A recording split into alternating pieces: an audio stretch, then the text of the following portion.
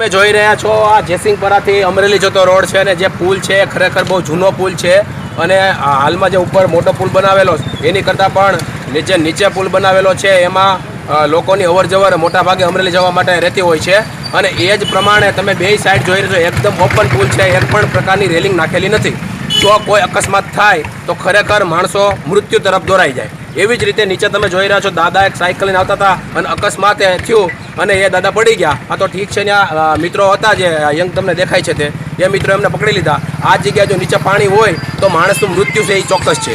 તો ખરેખર આની અવારનવાર પેપરમાં દીધા છતાં પણ તંત્રને કોઈ પણ ધ્યાન આવતું નથી કે ખરેખર આ વસ્તુ છે એ તાત્કાલિક થવી જોઈએ, જેના કારણે આવનાર સમયમાં અકસ્માતને આપણે રોકી શકાય. તો તમે જોઈ શકો છો કે દાદાની અત્યારે માથામાં ગંભીર ઈજા થઈ છે અને બોલી પણ શકતા નથી. તો ખરેખર તંત્રને મારે એ જ કહેવાનું કે જ્યારે પણ તમે નીકળો તો રાજકારણીઓને પણ ખ્યાલ આવે કે આ ઓપન પુલ છે, તો આમાં તાત્કાલિક રીતે આ રેલિંગ નાખે તો લોકો છે એ મૃત્યુ તરફ ન દોરાય.